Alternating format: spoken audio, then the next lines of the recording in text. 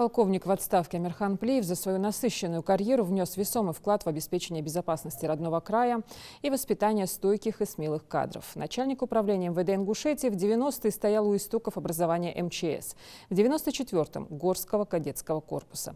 Его примеру служению Родине последовали и дети. Наш корреспондент об осознанном выборе.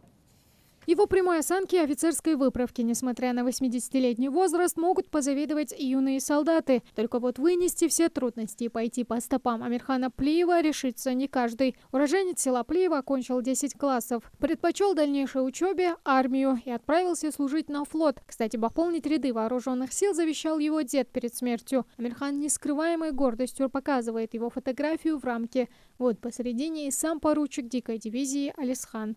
Умирая отец сказал мне, Батухнос, буквально за сутки раньше, мой отец, его отец, вот поручик Плиева, вот человек, Алисан,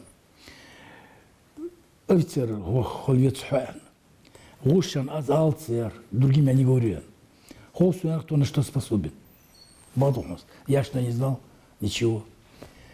Я говорю, хорошо, папа, я сделаю так, как ты сказал.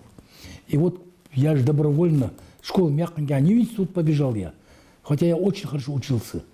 Я побежал сразу в военкомат и говорю, заберите меня в армию. Прослужив 3 года на флоте, в 1963 году поступил в Орджоникидзевское училище внутренних войск СССР. Затем уже боевой офицер перебрался служить в Казахстан. Уже там его военная карьера начала стремительно подниматься вверх, одновременно и закаляя дух военного. Выполнять боевые задачи в тех холодных степях оказалось непросто. А на этих выцветших фотографиях запечатлена его учеба в военно-политической академии.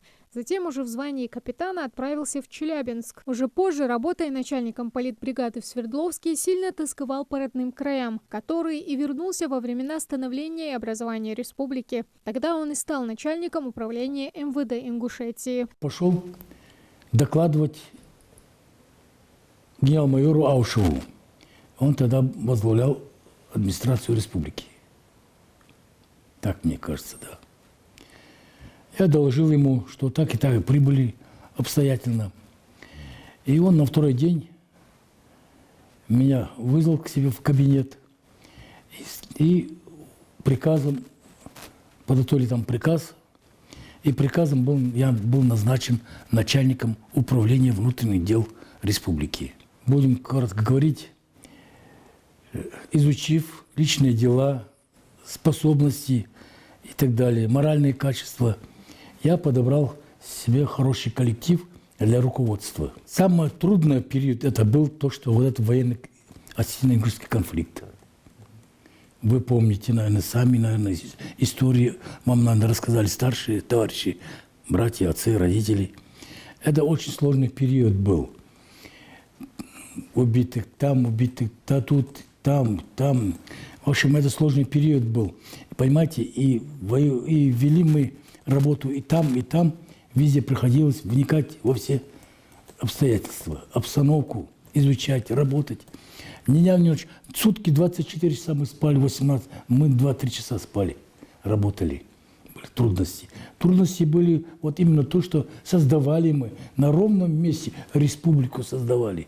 Интересно и то, что структура, именуемая нынче МЧС, ранее называлась Государственным комитетом по гражданской обороне и чрезвычайной ситуации. Сформировать ее в только что образованной Ингушской республике было доверено Амирхану Плиеву. В августе месяце 93 года, ну, в общем, около там вышло у меня года я проработал. В августе месяце мне Руслан Султанович вызывает в кабинет и предложил должность. Опять сформировать надо на новое место, где ничего нету. Создать надо государственный комитет, он так и именовался, Государственный комитет по гражданской обороне и чрезвычайным ситуациям. Руководил этой России, вот этой организации, товарищ Шойгу, ныне генерал армии, министр обороны. И я ушел создавать вот этот комитет. В течение 5-6 месяцев я создал этот комитет. Парадный китель Амирхана Плиева увешан многочисленными медалями и орденами славы, республики и Красной звезды за боевые заслуги перед Отечеством, являясь живым примером доблести и отваги, бесстрашия перед трудностями и самопожертвования перед отчизной. Он стал образцом для подражания и для своих детей. Все 3 дочери Амирхана прошли обучение в Академии МВД и продолжают работу в Ингушетии. Кроме того, в правоохранительной системе работает и 3 его внуков. И это их осознанный выбор, на который он никак не повлиял, делится дедушка. Ни одного слова, куда идти им на учебу, я не сказал. Из этих 3 девочек. Единственное, старший, когда она окончила школу, я ей посоветовал, иди врачом, как своя мать. У нее мать тоже врач. Моя хозяйка. Всю жизнь, 25 лет в армии отдала. Иди по стопам матери, будь врачом. И да, не захотела, не приняла. Папа только погоны, и все. Вот они пошли сами. А старшая пошла, окончила, 2 за ней пошла, потом 3 пошла.